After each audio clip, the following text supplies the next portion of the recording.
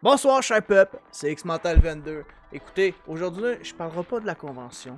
On va parler d'une audience qu'il y a eu avec le ministère de la Sécurité publique. Il y a une personne sur les réseaux qui me dit « Hey, tu devrais en parler parce qu'il y a beaucoup de choses qui pourraient changer à l'avenir avec ça. » Chumé, merci de m'avoir eu les liens. Je l'ai lu, j'ai fait mes devoirs.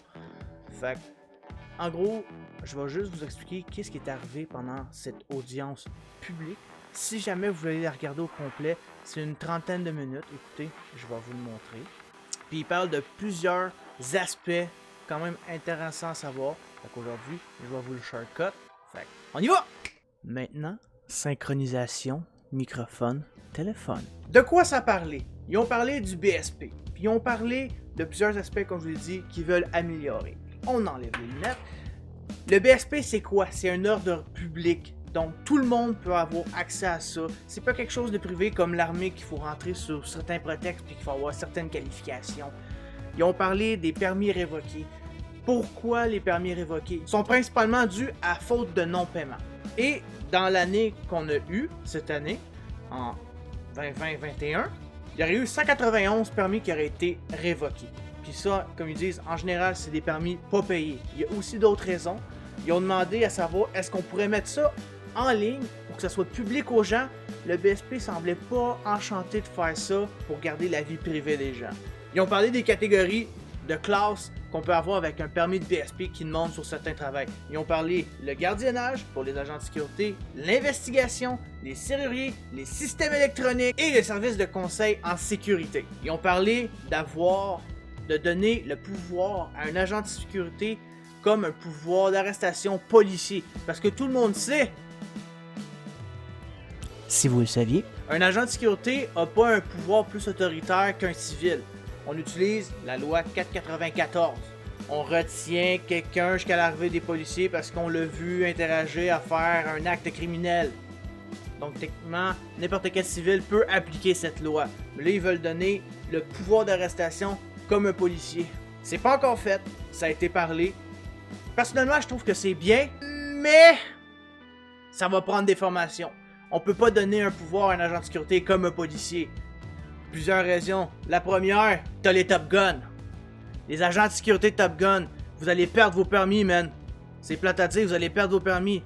Deuxièmement, allez-vous l'appliquer comme il faut? Allez-vous être assez diplomate? Allez-vous assez être protocolaire?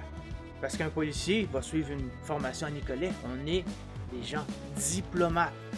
Le policier, il va arriver, il va faire sa job. Nous, notre job, c'est de parler avec la personne. Si la personne résiste puis veut pas, qu'est-ce qu'on fait? Alright, chum, je vais appeler la police, puis ta job, c'est d'attendre. C'est pas de le crisser dehors à couper dans le cul comme ils font au faux-phone électrique. Il y a des agents, des doormen qui ont perdu leur travail à cause de ça. Et pourquoi ils ont amené ce sujet? Parce qu'ils veulent principalement à ce que les agents de prévention des pertes puissent pouvoir interagir ce pouvoir. Parce qu'il y aurait beaucoup d'arrestations qui seraient faites aux civils suite à des policiers qui ne peuvent pas se déplacer sur les lieux.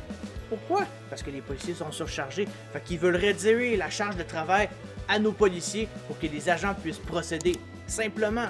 Puis le gros problème qui arrive avec ça, c'est que si une personne, je donne un exemple, vole pour 100$ dans une épicerie et que reçoit une plainte civile et non criminelle, cette personne peut recommencer sans problème parce qu'il n'y a pas de trash au criminel. Fait que la personne peut s'en aller aux États, s'en aller aux îles Cancun, puis il n'y a pas de trace. Ça reste au civil. Pourquoi ils ont amené ça aussi? Pour le travail de réponse d'alarme. Ils veulent que plus de compagnies se formalisent avec la réponse d'alarme. Donc ils veulent former plus de patrouilleurs pour répondre aux alarmes. Parce qu'il y a plusieurs centrales que quand ils reçoivent un alarme, ils appellent la police du secteur, la police se rend sur les lieux. Et ça peut arriver souvent que ce soit des fausses alarmes. Fait qu'ils voudraient déléguer ces tâches-là à des agents de sécurité. Ça serait très bien, ça donnerait plus de travail pour les agents de sécurité. Mais ça va en prendre des agents. Et à un certain moment dans cette entrevue, ils l'ont pas dit précisément, mais la commission de cette audience-là ont subtilement induit que le BSP serait inutile.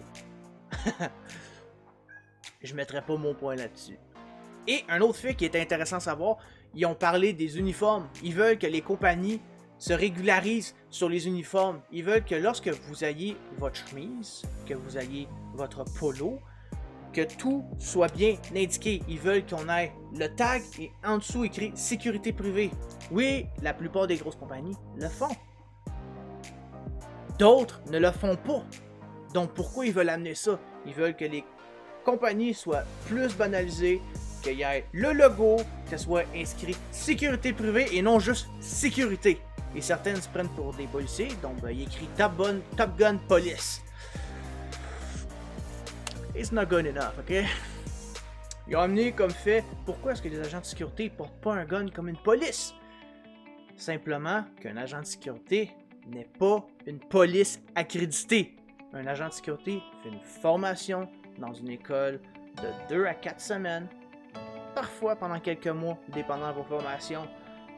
Mais un agent de sécurité n'est pas formé pour utiliser une arme à feu. Oui, certaines personnes ont leurs armes à feu. J'ai mon permis d'arme à feu, comme certaines personnes. Ce n'est pas le cas, parce qu'il suggère que l'uniforme, la présence d'un agent de sécurité est assez pour persuader les gens à commettre soit des crimes ou des petites niaiseries. Bang bang dans les toilettes, Gertrude. Et apparemment, le BSP contiendrait environ 45 000 agents de sécurité qui auraient une carte de BSP. Si on parle syndicalement, c'est moins que la moitié des agents qui sont syndiqués. Mais ça ne veut pas dire que c'est tous ces agents de sécurité-là qui travaillent non plus. Certains ont des permis, mais ne travaillent pas comme agents de sécurité. Et il y aurait environ 1000 compagnies au Québec qui auraient l'accréditation du BSP à pouvoir effectuer comme employeur d'agents de sécurité. Pour finir, ils ont parlé de vouloir faire un registre public pour être plus transparent avec le public. C'est bien, mais ils sont pas entièrement d'accord parce qu'ils considèrent que si un employé a effectué une niaiserie, a mal effectué sa ronde, il a reçu un rapport disciplinaire, c'est pas au public de savoir, ok, lui c'est un mauvais agent, on le veut pas. Il manquait peut-être simplement de formation. Ça veut pas dire que parce que cette personne a reçu une plainte, que c'est une mauvaise personne. J'ai déjà reçu des plaintes. Vous avez déjà reçu des plaintes. Si vous dites que vous n'avez jamais, vous êtes un esti de menteur, ok? Ils sont pas d'accord à ce que cette transparence soit accessible. Et avec raison. Personnellement, je trouverais bien cet aspect, mais jusqu'à une certaine limite. Fait que guys, j'espère que cette vidéo, vous l'aurez appréciée. Je vous invite fortement à aller voir la vidéo de cette audience qui dure une trentaine de minutes. Sur ce, je t'invite à suivre tous mes réseaux sociaux. Et surtout l'ami, abonne-toi. Peace out, man.